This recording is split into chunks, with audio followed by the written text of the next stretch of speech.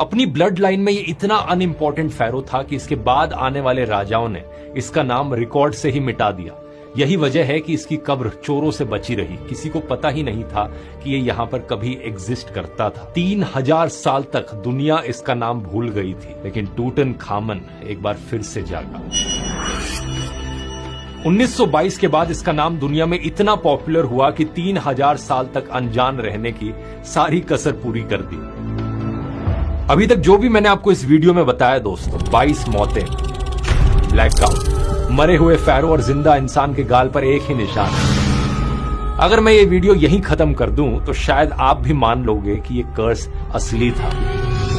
लेकिन अब मैं आपको वो बताऊंगा दोस्तों जो इस पूरी कहानी को उलट देगा, और जो मैं बताऊंगा वो इस कर्स से कहीं ज्यादा चौंकाने वाली चीज है। याद है वो इंस्क्रिप्शन जो इस फैरो को नींद में खलल डालेगा, मौत उसे अपने पंखों पर उठा ले जाएगी। अखबारों ने क्लेम किया था कि टूम की एंट्रेंस पर एक क्ले टैबलेट मिली थी जिस पर यह कर्स लिखा हुआ था, और कार्टर ने उसे रिकॉर्ड से हटा दिया ताकि इजिप्शियन मजदूर डर कर न भाग जाए। लेकिन असलियत में जब एक्सपर्ट्स ने इस इंस्क्रिप्शन को क्लोजली देखा तो उन्हें कुछ अजीब लगा। ये जो टेक्स्ट लिखा गया था ये एंशिएंट इजिप्शियन भाषा लगी नहीं रही थी। ये एंशिएंट इजिप्ट से ज्यादा मैरी कोरेली के शब्द लग रहे थे, और एग्जैक्टली यही चीज साबित हुई। एक्चुअली में ये कहानी एक एमेच्योर आर्कियोलॉजिस्ट ने अखबारों को दे दी थी, किसी प्रोफेशनल इजिप्टोलॉजिस्ट ने नहीं दी। कई दशकों बाद जाकर सच सामने आता है। टूम के सिक्योरिटी इंचार्ज रिचर्ड एडमसन ने कन्फेस किया, जब खुदाई हो रही थी तो एक जर्नलिस्ट कर्सिस के बारे में पूछ रहा था। उसने कहा कि हमें कोई इंस्क्रिप्शन नहीं मिली थी, लेकिन हमने उसे मना भी नहीं किया, और हमारी हल्की सी मुस्कान से उसने खुशी खुशी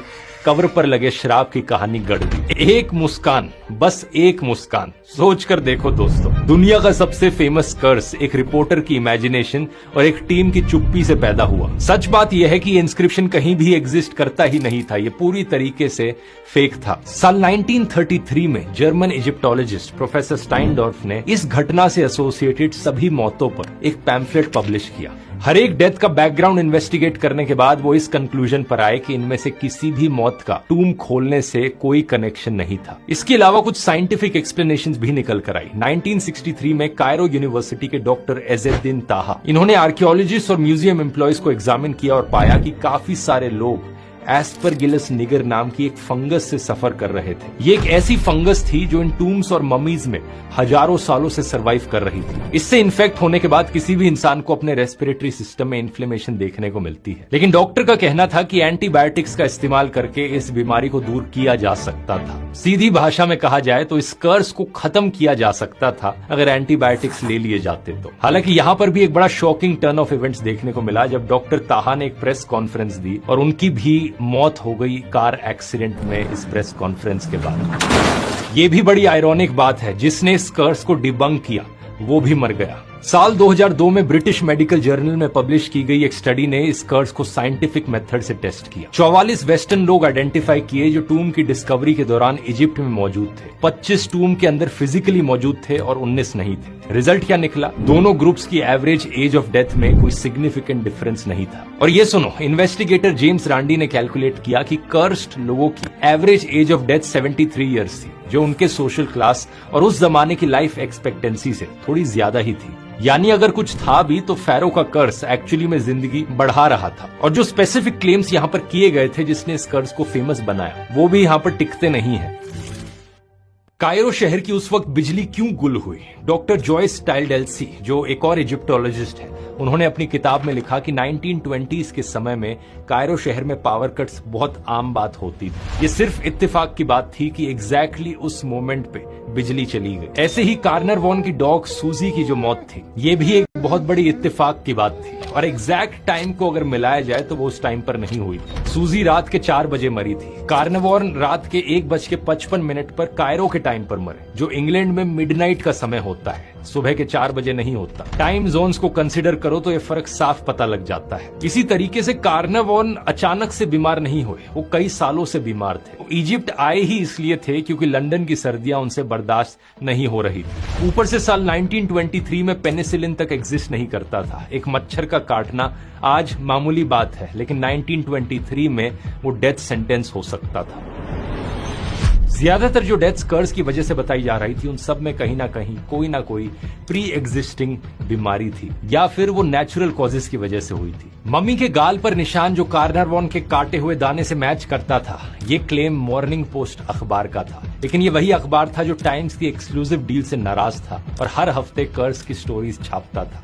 इनकी रिपोर्टिंग जर्नलिज्म नहीं, कंपटीशन थी। सारे एविडेंस देख लिए, सारे क्लेम्स चेक कर लिए, लेकिन अब आता है एक आखिरी टेस्ट, एक बहुत सिंपल टेस्ट। अगर टूटनखामन का कर्स असली था तो सबसे पहले किसे मरना चाहिए था? नंबर 3 पर है लेडी एवेलिन, कार्नरवॉन की बेटी।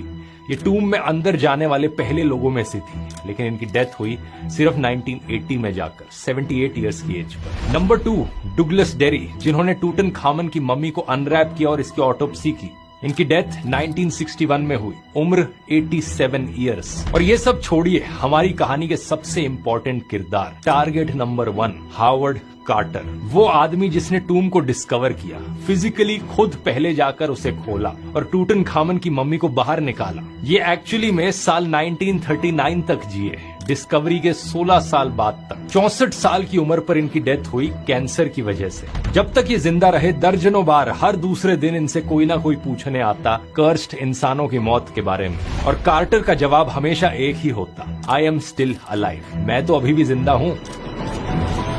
एंशिएंट इजिप्शियंस मानते थे कि इंसान तभी सच में मरता है जब कोई उसका नाम लेना बंद कर दे। टूटनखामन के सक्सेसर्स ने जानबूझकर उसका नाम रिकॉर्ड से मिटा दिया। 3000 साल तक दुनिया उसे भुला चुकी थी, लेकिन फिर एक पेंटर के बेटे ने रेत हटाई और इस 18 साल के राजा को एक नई जिंदगी दे दी। आज के दिन टूटनखामन दुनिया का सबसे फेमस फैरो है। उसका नाम अब कोई कभी नहीं भूलेगा और शायद टूटनखामन भी अब हावर्ड कार्टर की तरह हावर्ड कार्टर की वजह से कह सकता है, आई एम स्टिल अलाइव, मैं तो अभी भी जिंदा हूं। अपना क्रेडिट स्कोर चेक करने का लिंक आपको नीचे डिस्क्रिप्शन में मिल जाएगा। और अगर ये वीडियो आपको पसंद आया तो इतनी ही दिलचस्प मिस्ट्री है इजिप्ट में पिरामिड्स की। आखिर इन फेरोज के जमाने में इन महान मॉन्यूमेंट्स को कैसे बनाया गया और क्या छिपा है इनके अंदर, जान सकते हो यहां क्लिक करके इस वाले वीडियो में। बहुत बहुत धन्यवाद।